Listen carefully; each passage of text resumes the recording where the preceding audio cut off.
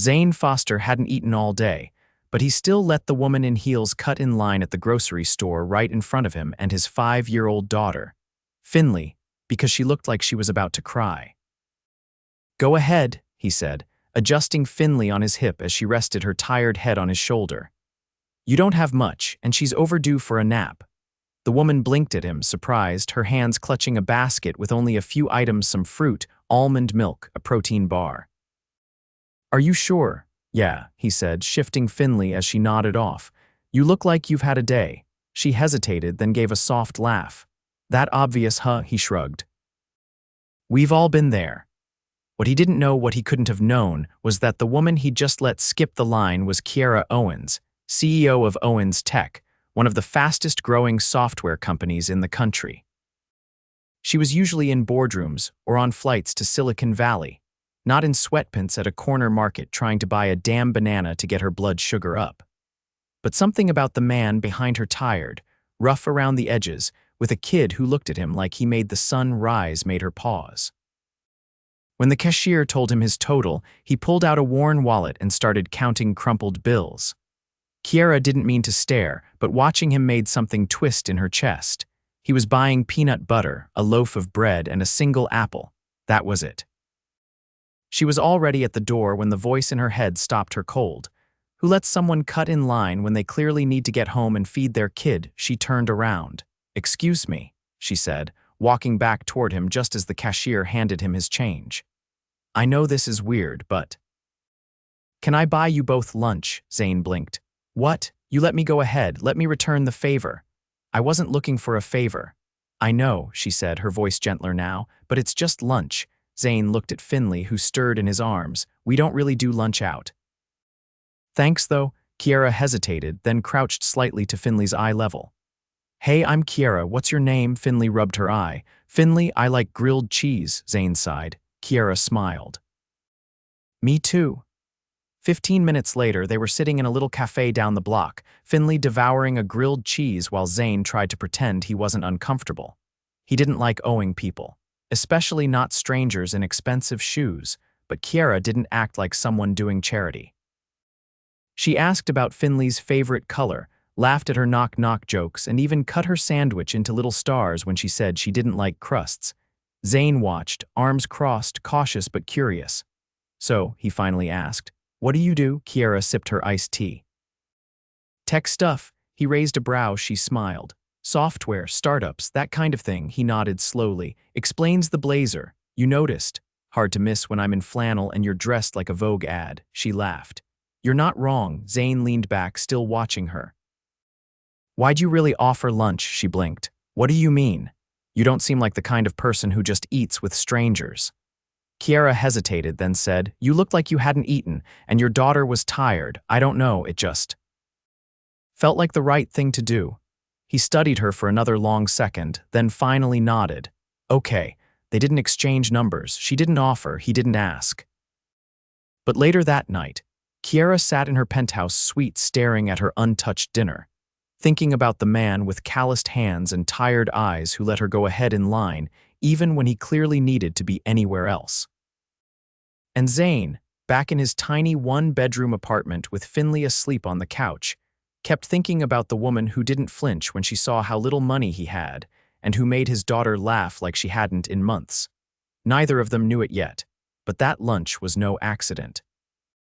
It was the beginning of something neither of them saw coming. 3 days passed before Kiera saw him again. She hadn't planned it, she didn't even know his name. But Wednesday afternoon, after a brutal investor meeting that left her wondering if she even recognized her own company anymore, she walked straight out of Owens Tower and kept walking. She didn't call her driver. She didn't check her schedule. She just walked, heels clicking against pavement, until she found herself back in the neighborhood where the market sat tucked between a laundromat and a nail salon. And there he was. Across the street, sitting on the worn concrete steps outside a modest brick building, reading a battered picture book to Finley on his knee. His hair was damp, probably just washed. Finley was in mismatched socks and a faded hoodie, giggling as he made exaggerated voices for the story. Something about the simplicity of the moment hit her harder than she expected. She didn't cross the street right away. She watched him for a few seconds longer, then finally walked over, her heels slower now, her tone deliberately casual. "You always read with that much drama?" she asked, stopping at the bottom step. Zane lifted his head, blinking like he hadn't expected anyone to witness their world. "Well," he said, "the audience demands a certain flair." Finley looked up and grinned. "You came back." Kiera smiled. "I was in the neighborhood." Zane gave her a look that said he didn't believe that for a second. "You usually walk through here in 4-inch heels." I needed air.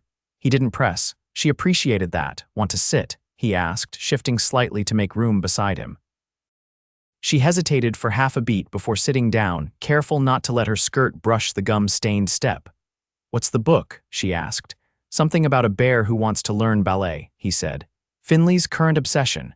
Finley beamed. Kiera turned to her. "That sounds like a solid career choice." "She says she's going to be a bear ballerina firefighter," Zane added. "That's ambitious." "That's Finley." The breeze picked up slightly, carrying with it the faint scent of laundry detergent and street tacos from a cart nearby. Kiera glanced around. "You live here?" "Top floor," he said, nodding toward the building. 3 flights, no elevator." She looked up. The windows were small, the paint around the frames chipped. "Do you like it?" Zane tilted his head. "It's not the Ritz, but it's clean, safe. And it's ours." "Ours. I got full custody last year," he said, his voice steady but quieter. "She's with me all the time." Kiera nodded, then looked at Finley. "That's lucky." Zane gave a small laugh. "Some days it feels like winning the lottery. Other days it feels like trying to keep a tornado inside a shoebox." "I can imagine. Can you?" he asked, glancing at her sideways. "I mean, no offense, but you seem like you're used to a different kind of storm." Kiera breathed in slowly, then looked straight ahead. "You'd be surprised how many fires you put out when people expect you to build an empire from scratch." He didn't respond right away.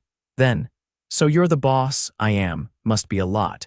"Most days, yes." She paused. "Today, more than most." Zane didn't ask. She didn't offer. Instead, after a beat, he said, "You want tacos?" She blinked. "Excuse me. The guy down the street makes the best carne asada I've ever had, and I used to live in Southern California. I'm not really dressed for tacos." He looked at her. "Neither are they." She followed his gaze to a group of teenagers in uniforms, clearly just out of school, laughing around the cart. "Come on," he said, standing and balancing Finley on his hip. "You look like you haven't eaten." She narrowed her eyes. "Revenge lunch, call it a peace offering. If I buy, you won't feel like you owe me anything." She stared at him, then slowly stood. "Fine, but I'm not sitting on the curb. Deal." The taco cart was only a block away, manned by a guy named Jorge who greeted Zane like an old friend. Kiera ordered cautiously, but when she bit into her first taco, she closed her eyes. "Okay," she admitted. "These are ridiculous." "Told you," Zane said, handing Finley a napkin. They ate standing up, leaning against the cart, watching the fading sunlight stretch across the sidewalk. At one point, Jorge handed Finley a small churro without being asked. Zane nodded his thanks. Kiera noticed the way people here knew him, not just in passing but with familiarity, respect. "You've got a whole community around you," she said. Zane shrugged. "They've helped us more than once." "That matters." "Yeah." Another beat passed. Then she said, "That day in the store, you didn't hesitate." He looked at her. "What? When I was behind you, you just let me go. You looked like it had been a rough day, but you didn't ask. You didn't assume, you just did it." Zane looked down at Finley, who was licking cinnamon sugar off her fingers. "Sometimes," he said, "people don't need you to fix anything. They just need a break." Kiera studied him, something in her chest nodding in a way it hadn't in a long time. He didn't ask for her name, she didn't give it. But as she walked back toward the main street 20 minutes later, her phone buzzing with a dozen missed calls and texts, she felt the weight of something shift. She'd come looking for air, she hadn't expected to find clarity. Zane hadn't seen her in 5 days. He didn't expect to, not really. After all, her world was probably full of black car pickups and people who pronounced schedule like it had a SH at the beginning. But still, there was a part of him that, against better judgment, kept glancing toward the street when he stepped out with Finley in the mornings. Just in case. So when he walked into the community rec center Thursday afternoon and found her sitting cross-legged on the floor, surrounded by crayons and a half-dozen kids. Looking completely out of place and somehow entirely at ease, he froze. She was wearing sneakers. That alone nearly made him do a double take. She looked up, surprised, and wiped her palm against her jeans before pushing to her feet. "I didn't mean to intrude," she said. "I came to drop off some books." They asked if I could help with craft hour. "You're volunteering," she glanced at the glitter-covered chaos behind her. "Trying to," he crossed his arms, "didn't peg you for the finger-painting type." "I'm not," she said. "But apparently I'm passable with construction paper." Finley tugged on his hand. "Can I make a crown?" He looked down. "You can make two if you let the glitter stay on the table this time." "I make no promises." Kiera laughed, already crouching again to help another child fold a paper strip. Zane stepped closer, lowering his voice. "Why are you really here?" Her hands kept working, steady, folding and taping. "I wanted to see if the center needed anything." He narrowed his eyes. "You've never been here before. They didn't turn me away. You don't live in this neighborhood." She met his gaze then. "I've been thinking about it since that day with the tacos, how many places I pass without even noticing, how many people I don't see." He didn't say anything. She added, "You don't have to babysit me. I'm not trying to prove anything." "Good," he said, "because most people who try are usually the ones who should have stopped a long time ago." That made her pause, but she didn't flinch. Later, when the kids ran off to chase each other around the gym and the tables were littered with crafts, Zane sat on the edge of the bleachers while Kiera wiped blue paint off her forearm with a damp paper towel. "I'm not here to make a statement," she said. "I didn't say you were. I just—" She hesitated, then looked at him. "I grew up in a house where my mother had to choose between the water bill and groceries more than once. I swore if I ever got out, I'd be someone who saw people, not just salaries and job titles." He studied her face, the way she didn't blink when she said it. "So you're not just the boss in a corner office." "Not always." Zane leaned back on his hands. "You ever miss it?" "What? Before all of this, simpler days." "I don't know if I ever had simple days," she said quietly. "But I do miss not having to watch every word I say like it's going to be copied into a headline." He nodded slowly. "Do you miss anything?" she asked. He glanced at Finley, who was now wearing a lopsided paper crown and spinning in circles. "I miss sleeping past 6. Kiera laughed. Fair.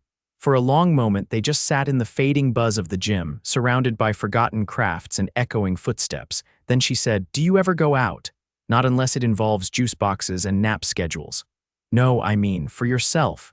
Zane shook his head. "Not in a long time. You should." He looked at her. "With who?" "My social circle consists of cartoon characters and PTA notices." "Me," he blinked. "What?" "I'm asking if you want to go out with me, Kiera. You don't owe me anything, Zane, but I like talking to you. And I'd like to do it somewhere with less glitter on the floor." He ran a hand through his hair, torn between instinct and the part of him that hadn't felt this type of spark in years. "I don't have a babysitter." "I know someone," she said. "Vetted, works with the center." "Miss Janine," he stared at her. "You thought this through?" "I did." He looked at Finley again, then back at her. "Where would we go?" "There's a little jazz place in Midtown. They serve dinner too. I've been going there since before people cared what I wore or who I went with." He hesitated. "You'd be doing me a favor," she added. "I haven't gone in months, too many meetings, too much noise."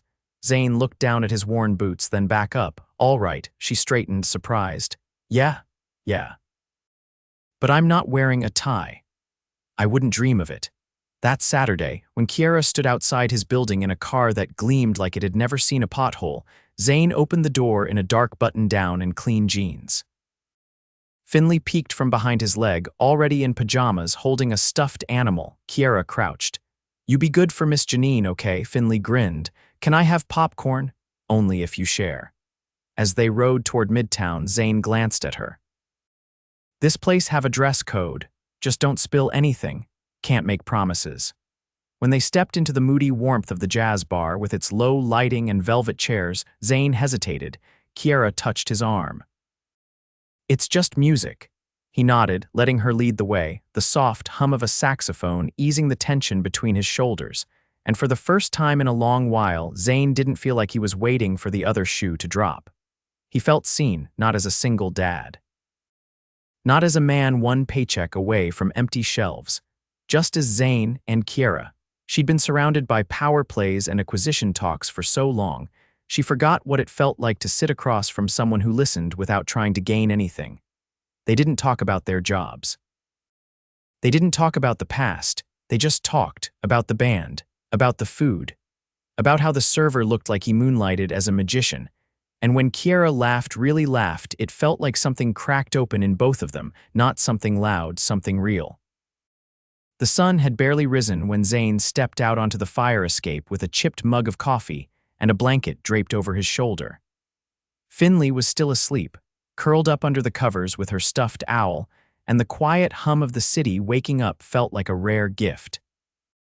He hadn't expected that one night out with Kiera would shift something so completely inside him, but it had. She didn't call the next day, and he didn't call her either. But the silence wasn't awkward. It was warm, balanced, like they'd both agreed without saying a word that something had begun. By Tuesday, she was knocking on his door again. "Before you say anything," she said, holding up a paper bag that smelled like fresh cinnamon rolls, "I brought bribes." He stepped aside. "You're lucky she's still asleep. I'm not here for Finley." He arched a brow but said nothing. Inside, she sat on the edge of the couch, pushing the bag toward him.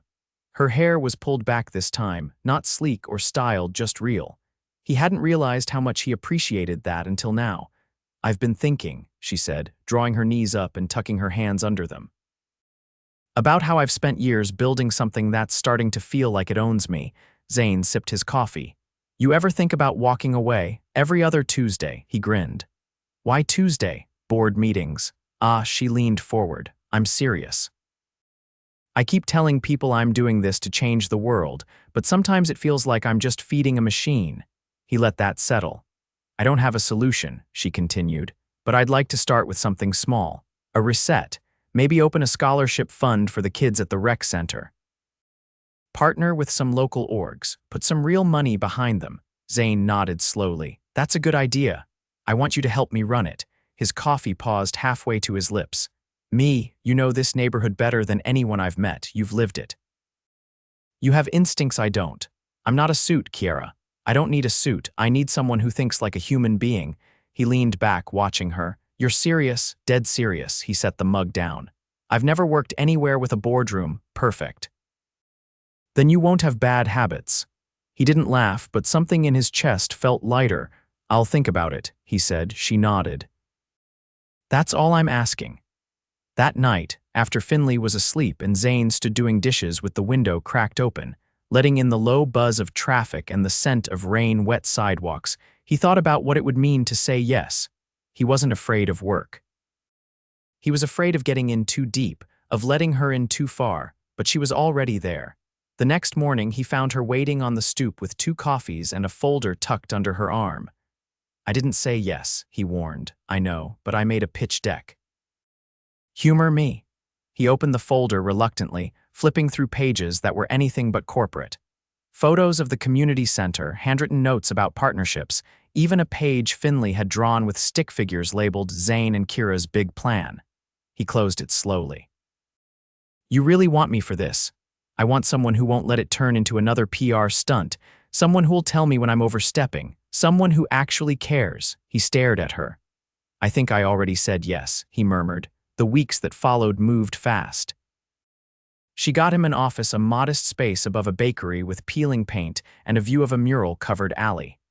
He insisted they keep it local. She agreed without hesitation. Together, they built something that wasn't about headlines or numbers. It was about people. The kind who didn't get seen unless someone fought to shine a light. Finley became a fixture at the office, coloring on the back of grant applications and organizing the snack drawer with militant precision. Kiera never treated her like an inconvenience. She treated her like an equal, like family. One Friday, as they packed up after a long meeting with a youth program director, Zane turned to her. "You ever think about how weird this is?" She looked over. "Working together. No, this, us." She set the box down. "Define weird." "I let you cut in line at a grocery store, and now we run a foundation together. And you're still the only person who's ever gotten Finley to eat zucchini," she smiled. "That was trickery. I snuck it into the pasta." He stepped closer. Still counts.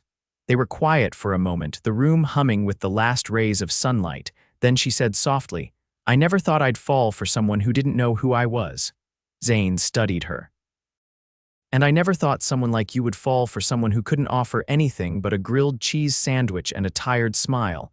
You offered more than that. Like what? You saw me.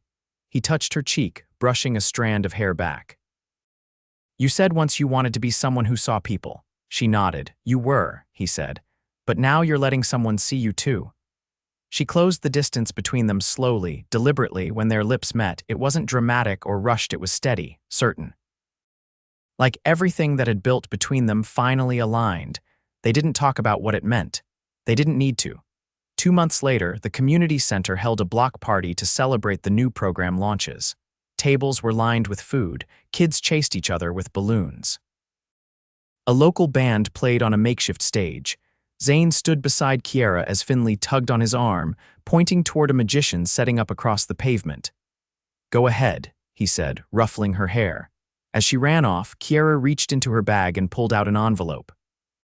What's that? She handed it to him. Inside was a deed. To what? She smiled. The building above the bakery. We'll renovate the upper floor, add classrooms, a library. It's yours, in your name. His throat tightened. Kiera, it's not a gift, it's an investment in you, in her. In all of this, he looked at her, overwhelmed. Why are you doing this? Because when I think about the future, I don't see boardrooms anymore. I see this. You, her, us. He didn't answer. Instead, he pulled her into him, holding her like he'd never let go, and he wouldn't, not now, not ever. Because he was just a man who let a woman cut in line one hungry afternoon. And she was a woman who didn't need saving, but chose to love the man who offered her nothing but honesty, heart, and home. And that was everything. The sky was overcast the morning Zane found Kiera standing on the balcony of their new community space, her hands gripping the iron railing, wind tugging at her blazer. Below, the street hummed with early traffic, the scent of roasted coffee from the bakery curling upward.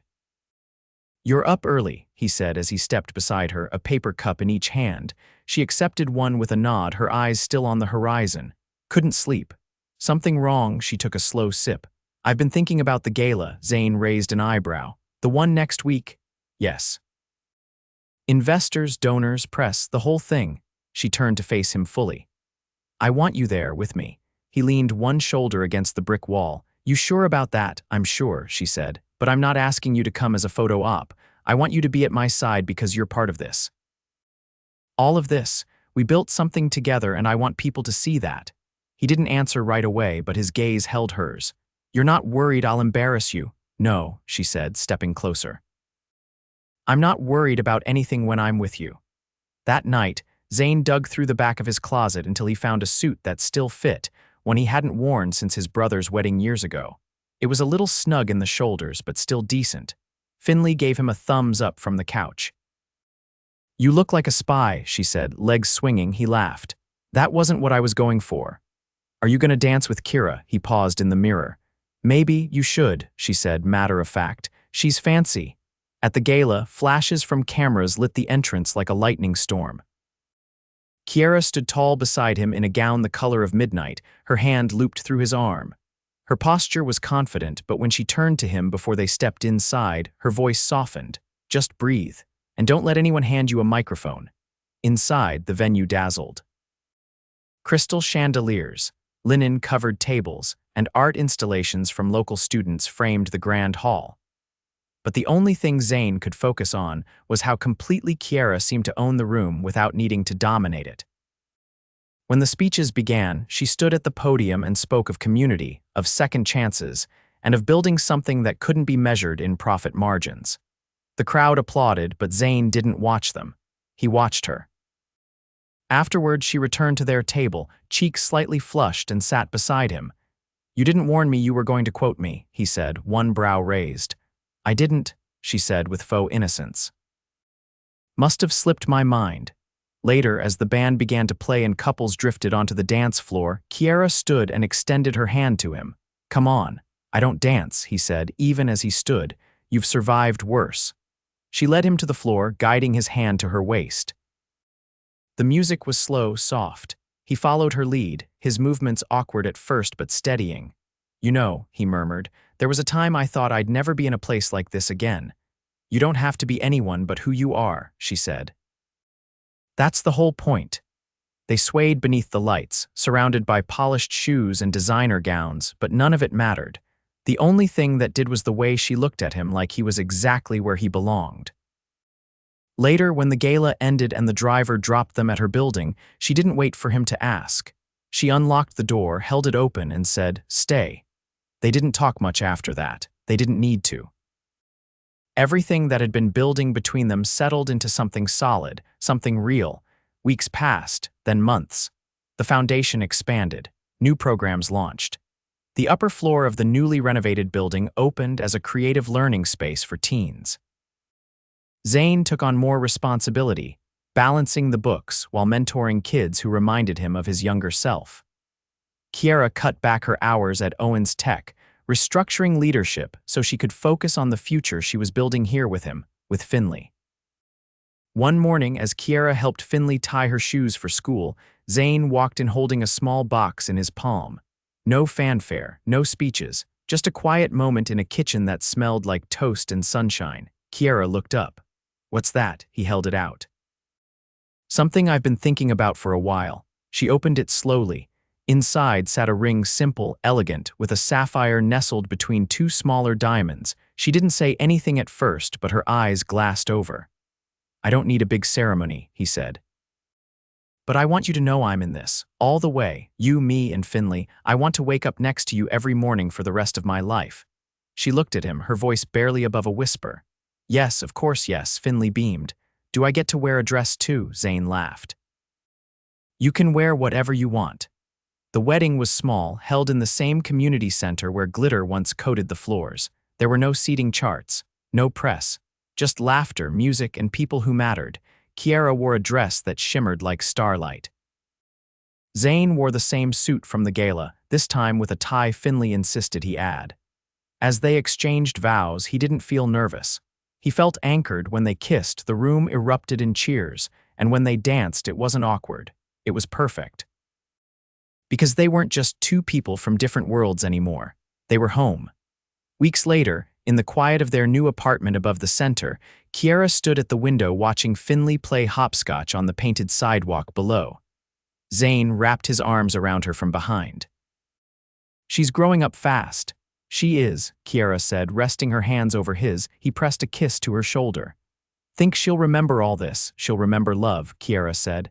"That's what matters," he nodded. "You know what I've realized?" "What?"